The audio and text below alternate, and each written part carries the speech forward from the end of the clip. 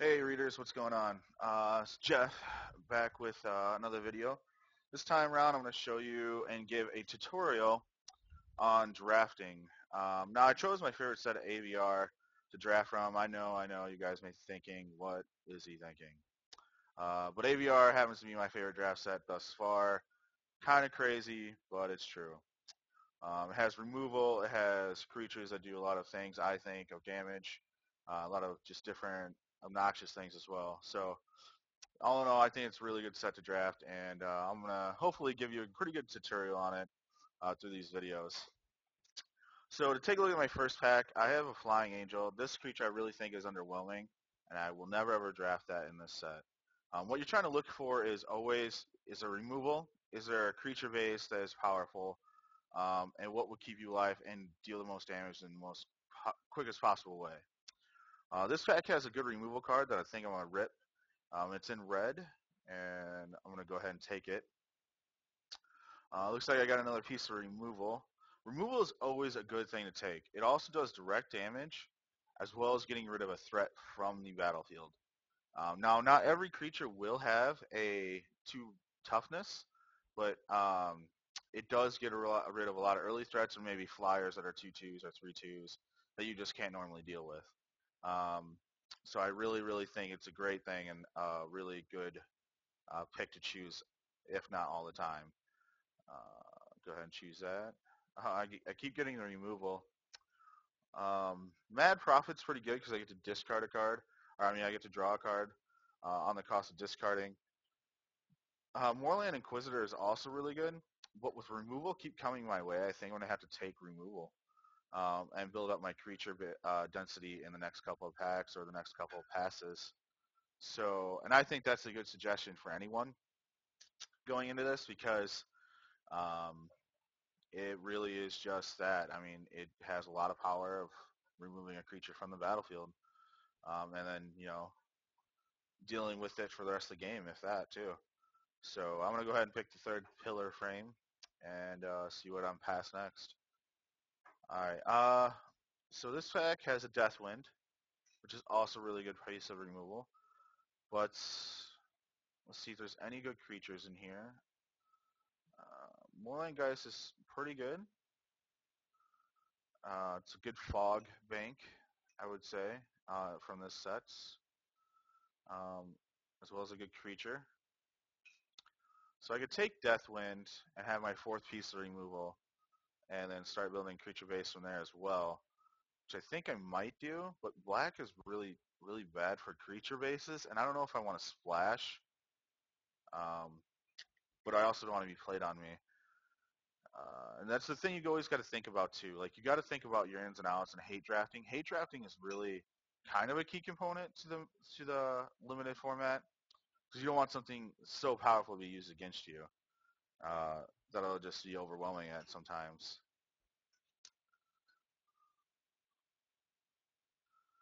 Uh, and then I get Thunderbolt. So good. I could go mono red here. But I do need to start building a creature base because this is really, really weak at this point in time. Um, a creature base is important to me. And I'm probably going to be building that here shortly after I take the Thunderbolt. All right.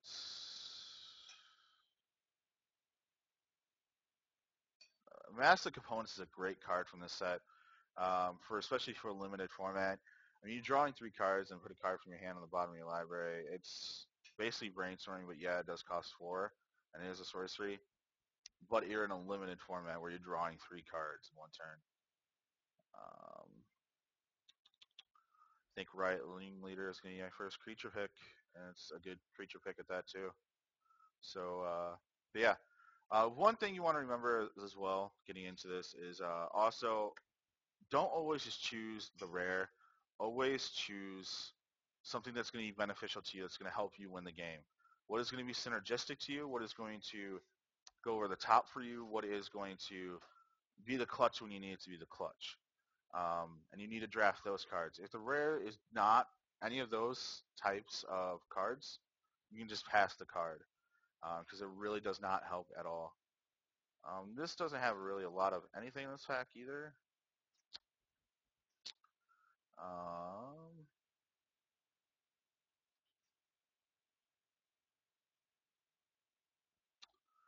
yeah, I think I'm gonna take, man, Spectral Prison, just to hate it out.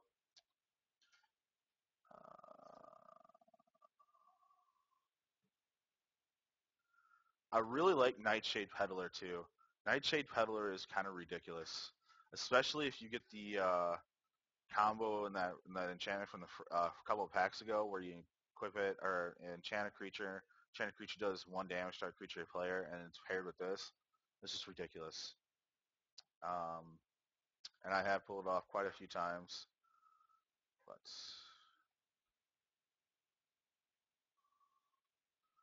um, yeah, so I think I'm gonna take Nightshade Peddler. Seems pretty good. Red and green in this set are really, really good. Like really good. I think I'm gonna go ahead and take this.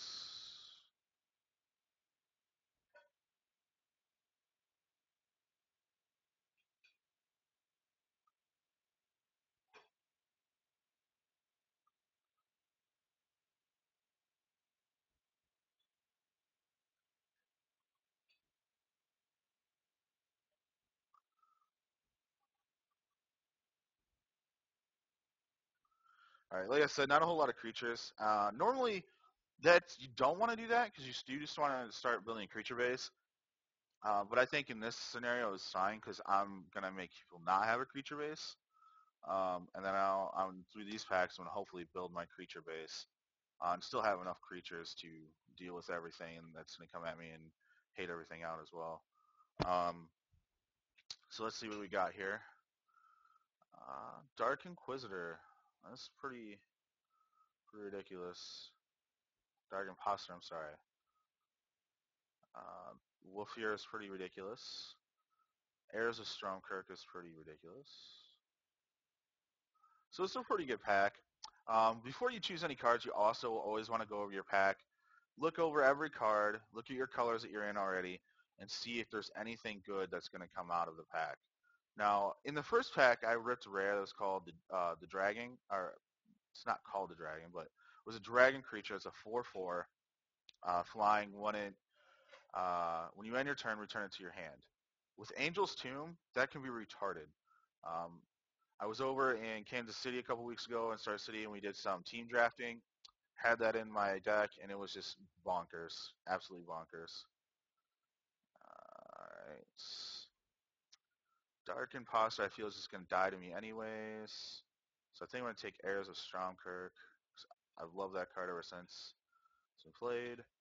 Demonic Taskmaster is also a very stupid card. It is a very good card, and it could be the one push that's going to push me to go to black. And I think that's what I'm going to take. Hopefully this card makes it back to me. You're also looking at things that what are going to table you. Like, those are very important things as well. Like, looking at what things and seeing what things could table is always a good incentive to look ahead. Mist Raven is really good. So you're always like planning and hoping that something's in the table, but never expect it to table. If it tables, awesome, and choose it out in a heartbeat snap pick. Uh, so right now, you could go either way. If I choose Mad Prophet, I can definitely go red. Discarding a card to draw a card. Mist Raven could be beneficial as well. Ugh, so difficult. This is double blue. Also, you got to look at your mana bases, what's going to happen in the future as well, and what can happen for your mana bases. So you always got to be weary of that as well. Make sure, you kind of have a plan thought out in your head before you go into it, and what's going to happen, how it's going to happen. So I'm going to go ahead and choose Mist Raven here, just so it doesn't get used against me in one time, because I could also go in that color as well. Um, and just see what happens.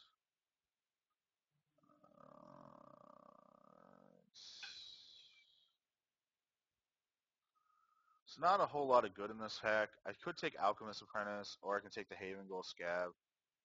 Uh, and have a good combo with this, with Havengold Scab and Mist Raven. Um, I don't think it's that good. Could also play this Alchemist Apprentice and just have it as a chump blocker and draw a card. Let me go ahead and do that. Vanishing Stroke is a really good card. I really like that card as well. Definitely it's got to be Miracled to be any value, I think. The Griffin is also good. I really love that card. I will choose that all the time. Righteous Blow is really good. I think the Drake is good enough to choose here, even though I got a Master Components. And I'm hoping, honestly, the Master Components tables. But we shall see. Oh, and I just got a Fettergeist as well. So this seems pretty legit. I can't believe Fettergeist hasn't been chosen yet, to be quite honest with you. Go ahead and choose that guy right there. And Scalding Devil, really. Very interesting. Go ahead and choose Scalding Devil. Like what I'm doing right now is I'm weighing my possibilities, my non-possibilities, to my winning conditions, to my non-winning conditions. What I can use, what I cannot use, how I'm going to use it later, how I'm not going to use it later. Like these are all things you should be thinking every moment you choose a card and how you're going to choose your card, because those play a definite beneficiary role in what your game plan will be later in the game. So always keep those things in mind. This really has nothing for me. I could take this because this could be annoying, and it did, so it's whatever. All right, go ahead and take Spectral Prison again because it's a control feature. Um, Nothing really here except for another Rock Crown Goal. Let's go ahead and take that. Battle Him, no.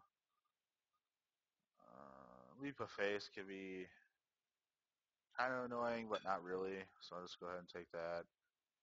And Scab tabled, so that was cool. And I'll take Seraph Sanctuary and a Mountain. So it looks like I'm going blue, red here a little bit, maybe the splash of black. And hopefully I can pull out of this somehow. Oh, look at that, Entreat the Angels. Um, right, so that'll be my fourth Pillar of Flame. Don't know if I need that. I'm definitely thinking about hate drafting the Entreat the Angels, just on principle. Barter and Blood can be annoying. This is a really good pack. You got Entreat the Angels. You got Peel from Reality. You got Ghostly or Peel from Reality. You got Righteous Blow. You have Pillar of Flame. All really obnoxious things. Spectral Prison that could just be really annoying. Barter and Blood is just ridiculous. But definitely think I'm going to hate draft the Entreat there.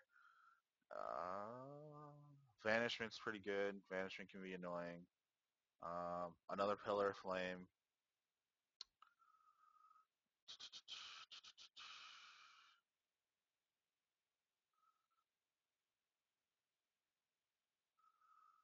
Um, Definitely need a creature base, and I don't have one yet. So having a first striker can be annoying for the other person. I think I'm going to go ahead and take that.